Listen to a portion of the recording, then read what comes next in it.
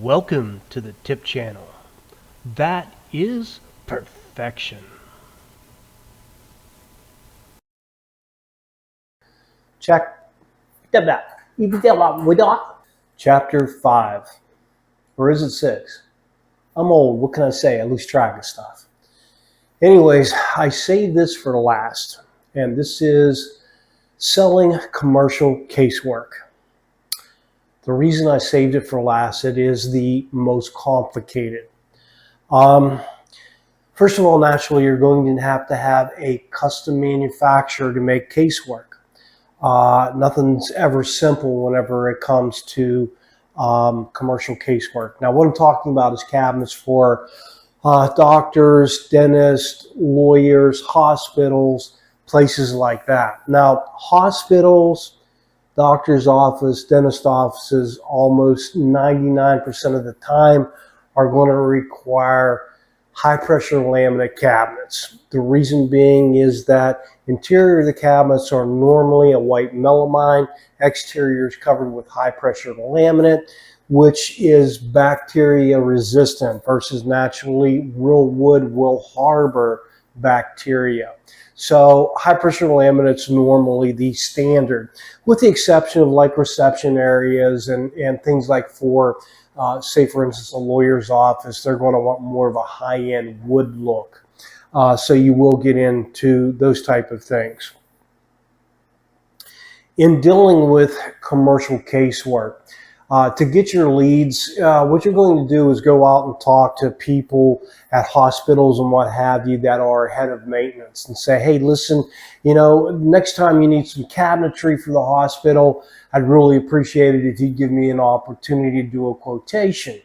So if they agree to that, they're going to say, well, okay, here are the cabinets that we presently use. Can you match this construction or be better than this?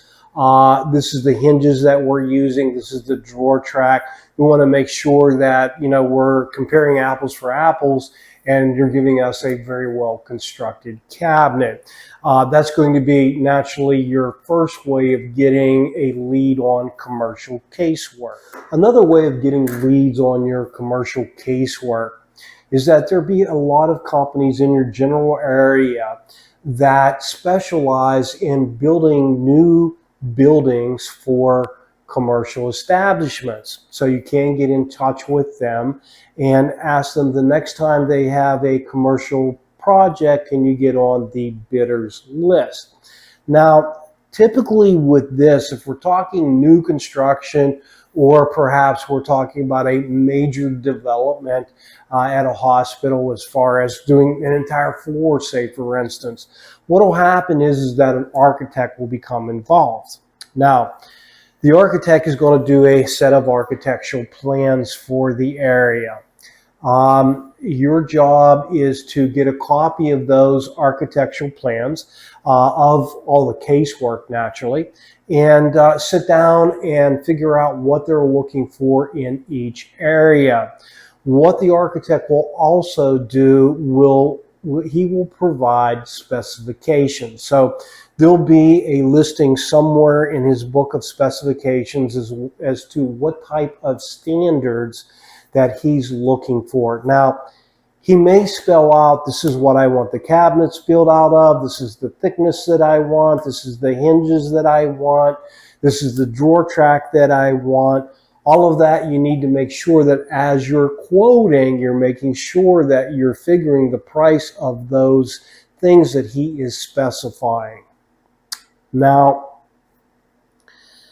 he may also refer to AWI specifications. He may say that your cabinets need to meet or exceed section 41B from AWI specifications. What does that mean?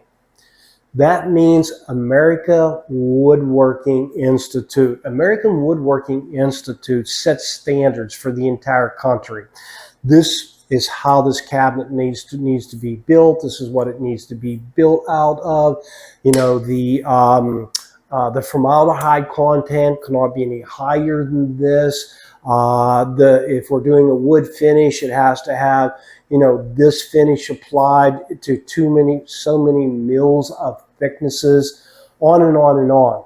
So Architectural Woodwork Institute, AWI specification. So you will need to follow that specification. Now, and it can even get a little more complicated. He may say that the shop that you're using has to be AWI certified. Now, that's a whole different ballgame. It's not a matter of, oh, gee, I want to be a member of AWI, so I'll just put in an application for a membership. No. Your shop has to meet certain criteria with them in order to become certified. So they're going to send a guy out. They're going to look at your operation. They're going to want to look at some casework that you've already done in the past and what have you to make sure that you meet or exceed their qualifications to become an AWI member. So that can get very, very complicated. Most of the time that won't happen. You're going to have a set of specs. The architect's going to spell out what he's looking for, or he may reference AWI specifications. Rarely will they ask that you actually be a member of AWI. Now, if you're working with a maintenance department in the hospital, naturally they're going to ask you to come in, take a look at the area, do some measurements and what have you, and provide some drawings on it.